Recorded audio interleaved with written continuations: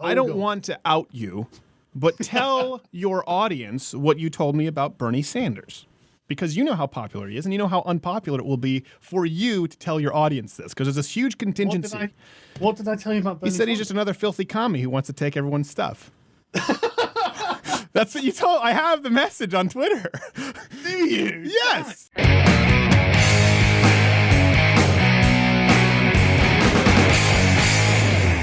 Back by popular demand, for those listening terrestrially, you need to check out his YouTube channel, or you just Google Sargon of Akkad.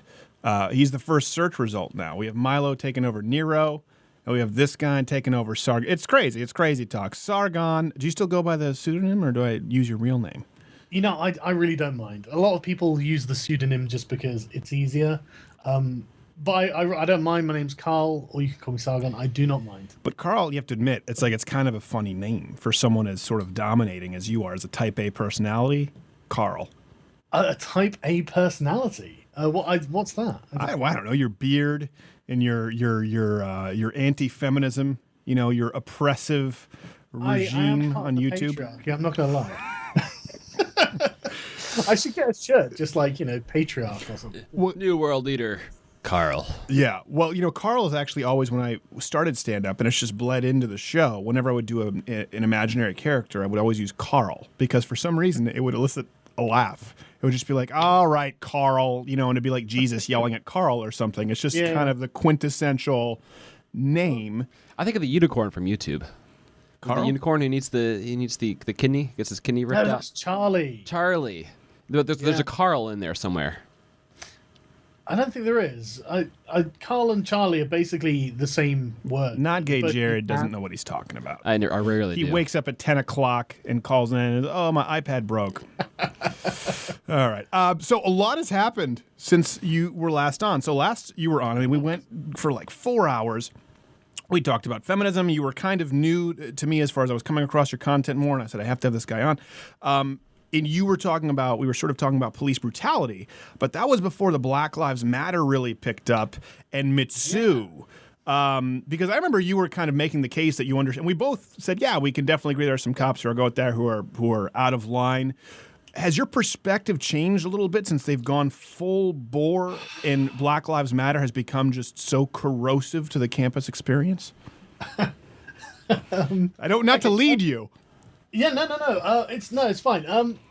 Okay, so I still, I mean, it's not that, there is still obviously, and I'm judging from an outsider perspective. Sure. I think there is still obviously certain problems, internal problems with certain police forces in America. Yes. It's not universal, but nothing is.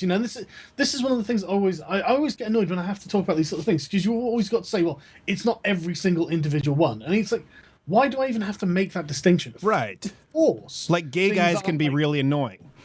Yeah, exactly. But that doesn't mean every single one, I mean, right. I know lyrics. Just as a general rule. Yeah, exactly. But this is the thing.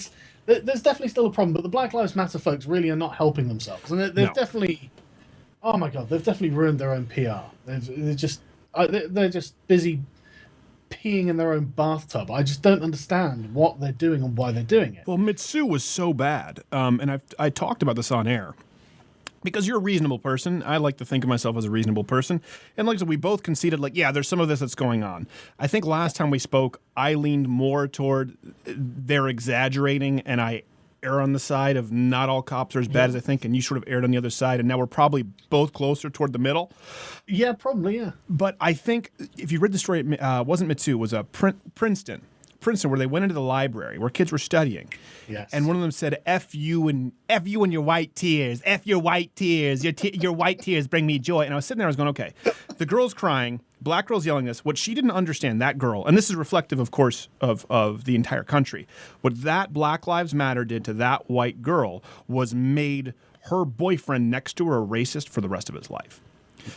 In a lot of cases, he sees a girl who is sitting studying in a library, she's crying, and it's sociopathic. No empathy for this girl who's crying, and you just start that guy who probably maybe never had a shred of, everyone has a shred of it, probably wasn't a racist, I guarantee became more racist. And I will tell you this, the feedback we've gotten since a lot of this, I don't know about you, But I get concerned with the pendulum going too far the other way because I think people have rejected all of it and become a little bit more hostile.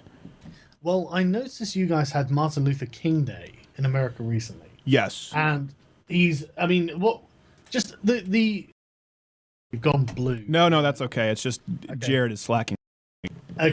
It's the eternal thing, isn't it? Like, what was his little thing? Is I would like people to be judged by the content of the character rather than the color of their skin. As you know, it's not in any way any kind of extreme revolutionary sentiment, except the Black Lives Matter folks are going completely against that. They're completely antithetical to everything that he was saying there. Right. He doesn't want people judged on the color of their skin, and I mean they literally call themselves Black Lives Matter. They think. Yeah, they get. Well, the Oscar's so white, they're boycotting it now. Yeah, it's like, listen, I can't think of many great performances this year. Period. I mean, I've seen nearly everything. I get all the screeners. Can you think of any like black performances that you would put up there? I mean, with Denzel, Malcolm X, like it's Training Day. It was clear. Like this year, what are you going for? A Tyler Perry sitcom to movie adaptation? Well, I think because Will Smith was in a serious movie where he had an accent, then obviously Concussion. Did you see that yet? I heard it was bad. I heard it wasn't good. I don't actually watch a lot of films. I'll be honest. I'm lazy, and I'm really cynical as well. How are you too lazy to sit? No, I'm too impatient to sit through the crap. That's the problem. That's true. You know, I honestly, you see so many really exciting trailers, and you think, okay, great, I'll go see that. And then the movie is just really, really, really subpar. You know, where are the sort of modern, I don't know, Demolition Mans or, you know, gosh. the good films, damn it. The Demolition Man. And then Wesley Snipes went to jail for years for tax evasion. Hey, that film was prescient. That absolutely prescient. I don't even remember. It was some kind of was it time traveling? They got frozen.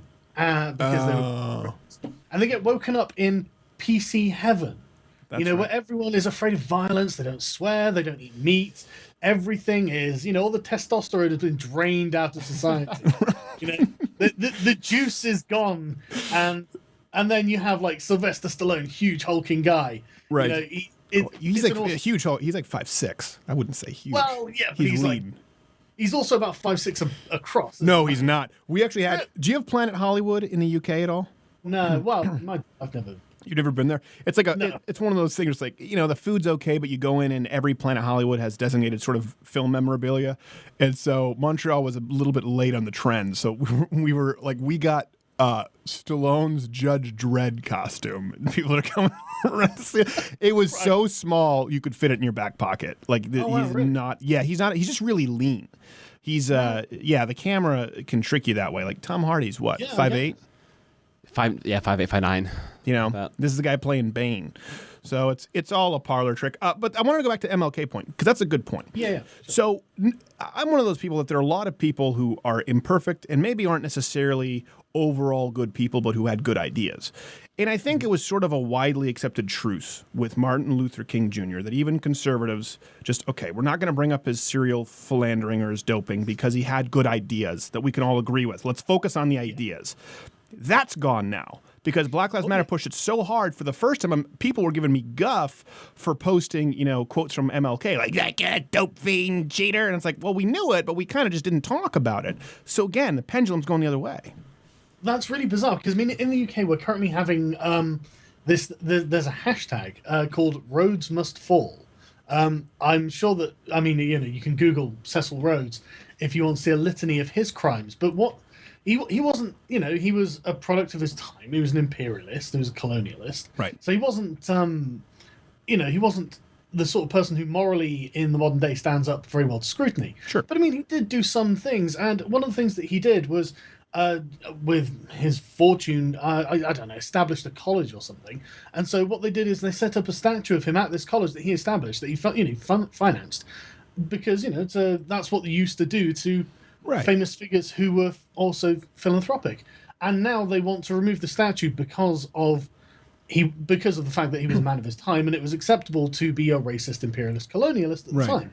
And now they're like, well, no, that's a terrible thing. So yeah, we all agree that's a terrible thing, but this is a part of history now. You know, I tell you, I'm actually genuinely quite worried about this kind of iconoclasm, because you see it whenever you get a great intellectual revolution throughout history, you always see exactly the same thing. I mean, if you go back to like, I think it was about 1300 BC, you had this guy called Akhenaten. He's an Egyptian pharaoh, and the Egyptian, you know, they've got the pantheon, they've got the Ra, the sun god, they've got Aten, the disc itself, and all this sort of thing. And this guy turned around and said, right, okay, I've decided that there's only one god, and it's the sun, and every other god doesn't exist. So now what I'm going to do is find all the priests, all the temples. I'm just going to carve their name off of this thing. It's all going to have to go because it's all wrong. And when you had, say, like Christianity, when it became the official religion of the Roman Empire, what you would see is Christian mobs, radical Christians, running around pagan temples, defacing them, smashing them up, carving crosses in the heads of like Nero statues. Were they raping Swedish women on trains? Nearly. Not quite yet. Okay, sorry, go ahead. But you know what I mean? It's you get this kind of, you know, it's this kind of iconoclasm where it's like the inferior past, what's come before, isn't, you know, living up to our standards now. Why would it? What was it that we had in the States? They wanted to remove, that was a big Black Lives Matter thing. I'm trying to remember. You remember the statue, the monument. Who was it? Oh, gosh. There's someone who was in the KKK. Or at some point, you would know this. I heard about this. Yeah. And I remember sitting there. I'm like, well, hold on a second. Someone was in the KKK. Robert Byrd was fourth in line for the Obama presidency if a plane went down until 2010, till he died. This guy had Clan Dental in a company car, like he was recruiting for the KKK. Now, he used the N-word on national television repeatedly. In its context, racist context, like in 2004. But of course, that's the politics. They absolve them of that. They do that with the founding fathers a lot too. You know, whether it's Jefferson or Washington, they go, well, they had slaves. Even though if you read private writings, where a lot of them were saying this is reprehensible and eventually this is going to have to change. Like you said, people are flawed. Right? Yeah. But I feel as though now both sides, especially with MLK, it was very... It was kind of startling to me to see because a lot of conservatives wanted to claim him as a Republican, which isn't entirely accurate, and then Democrats wanted to claim him as a democratic socialist, which is not accurate. But they competed over the ideas. And then this time it was just like, he sucks, he's great, I hate you, Black Lives Matter, and then there was a bomb. It's really bizarre. I mean, like, there's no... Honestly, I mean, I don't see the argument against people being judged by characteristics that they personally can choose and control. I mean, who would really want to be judged on arbitrary characteristics? You know, you wouldn't want to be judged on the color of your hair, would you? You know, you wouldn't want to be judged on whether you're left or right-handed. Why would you want to be judged on the color of your skin or anything like this? It's ridiculous. You've got no control over it. And so, you know, what is the argument for doing this? Well, I wouldn't want to be judged on my inability to grow a beard, as you can, good Carl. Exactly. But no, again, you lose power, right? If you say it's something you can control, then you, at some point, we have to go to break soon. You know, the whole idea now, the self-help is relinquish control and you'll be happier. There's some truth to that, but sometimes you have to own up to your stuff, whether you're black or white. And I think that would be accepting some form of control and going, maybe you're not unemployed because of the white man. Maybe you're just a deadbeat because the black guy next to you is fine. He's successful. He's president. You're a loser. There is definitely a degree of learned helplessness.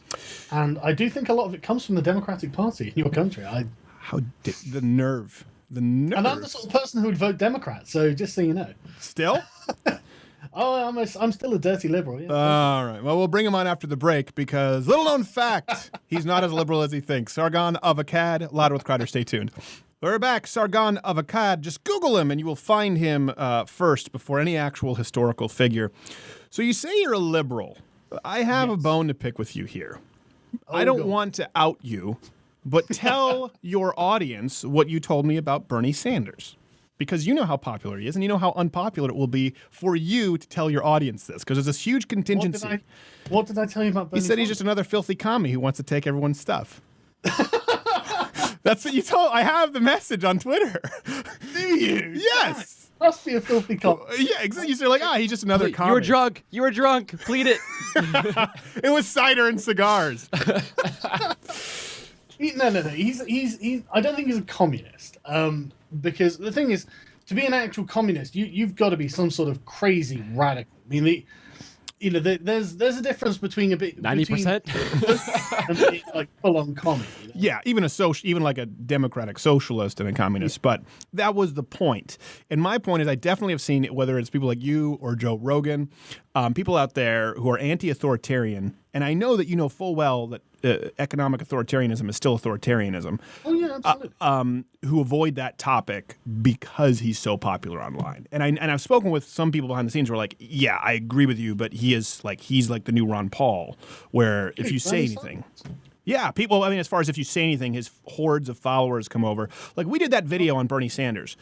I'm a comedian, but there are 35 references, including Bernie Sanders himself. People can go to louderwithcreditor.com, including HuffPo, all the sites substantiating it, and then third-party analysis, of course, with the Wall Street Journal and conservative comment. 35. Like, we didn't just do a hatchet job, and there's like, you just lie. You're just paid by Big Pharma. Well, okay. Now this is actually a really interesting thing. I've literally just finished a video on Hillary Clinton. And it's not as much of a tangent as you think, because I'm very much, I hate the Young Turks. I really hate the Young Turks, and it's not because I think they're wrong. It's because they're idiots. But they have got one good point, and that's follow the money. With the whole wolf pack thing, trying to get the money out of politics, and they're absolutely right. Because Bernie Sanders. If you look at who backs Bernie Sanders, it's mostly public donations or unions. And so, I mean, you can tell at least who... Yeah, but who has more money than anyone in politics combined? I'm sure it is the unions. 18 out of the top 20 donors are unions. Koch brothers, not even close. I've got no doubt. But the thing is, it's more about what direction it's going to push them in, for me, that's important. Mm-hmm. So Bernie Sanders, okay, yeah, sure, he's unions, and he gets a lot of donations from the general public as well. Sure. It's not the most terrible thing in the world. I mean, unions are a hurdle for big business, but at the moment, come on, you can't say that big business doesn't need a few hurdles. I think they certainly need less hurdles. What? Not really? more. Yes. What? Like? Okay, let me give you a good example. Did you see The Big Short? No, I haven't. Okay, and this isn't as much of a tangent as you think, but I was just watching it yesterday. It's about the housing market and the collapse and the financial collapse, right? And so if you watch this film, this is a great example. I think it's really easy to believe that it's deregulation and there's no regulation of businesses. But if you look at the industries where people are least satisfied, airlines, healthcare, energy, those are the most regulated businesses in the world and receive bailouts. The problem isn't actually that there's no regulation. The problem is the regulation is in the wrong places. Well, I believe it's too much regulation, and it's almost always regulation that favors the government. So a good example is The Big Short. So I watched this, and they were talking about, remember this term, subprime. I don't know how, in the UK. Okay, so subprime. And actually, you didn't have the same. Funny enough, in Canada, we didn't have the housing bubble because they acted much more conservatively with their government than. I don't know about the UK, but they didn't do the subprime mortgages.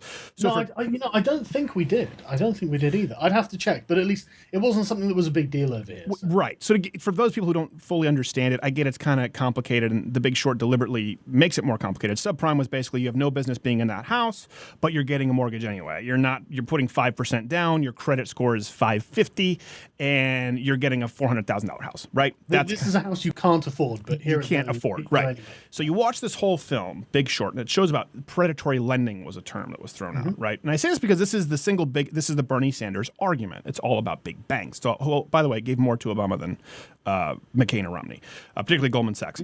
So, they back Clinton now. They're just hedging. They're in the business of hedging their bets. That's what they're betting. That's what they do. So we can all agree on that. And by the way, the Tea Party started with Rick Santelli and a rant against the bailout of the big banks. So we did it before the occupiers. Conservatives never supported the idea of big bailouts. And I get that it happened under Bush, not a conservative. Back to Big Short. They talk about predatory lending, and they show these banks, and they're talking about how they're basically packaging mortgages to make greater profits and go, we're giving it to these people. There's no, this is a stripper who has a credit score of 520, and there's no way she can pay it back.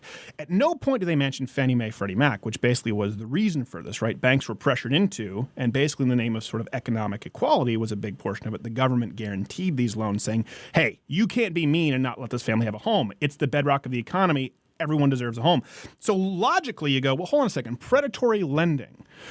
Why would a bank lend a loan to someone who they knew had no possibility of even paying it back? Bernie Sanders, Big Short, all of Hollywood, all of the young, they make it seem like banks are just mean. But it doesn't pass the economic smell test. It was big government and overregulation and getting involved and encouraging and guaranteeing these loans to the point where banks are going, okay, all right, we'll take the money, and they knew they would get the bailout at the end of it, which is another big government regulatory policy. That's my okay. Yeah. Now, I agree with you that the issue that I have is not that government is bad. right. Government isn't inherently bad. It's not inherently good. It's just a tool that people can use. And I think the problem is really demonstrated by the fact that, I mean, like you say, right? The Goldman Sachs, Koch brothers, they all gave huge amounts of money to Hillary Clinton, Barack Obama. And if you want to know who the Republicans are funded by, it's oil money.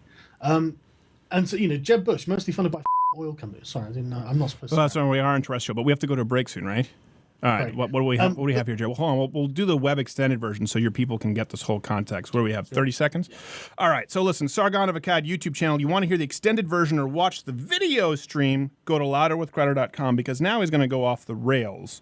I believe say 9/11 was an inside job. Web extended version. I'm not saying... Stop it. Go to a break. Hey, if you like this video, subscribe by clicking my face or the button above me or one of these videos next to me. It's all free. If you don't like it, I can take off my glasses. I can be whoever you want me to be, okay? Internet, love me. I need your affection. What are the latest polls?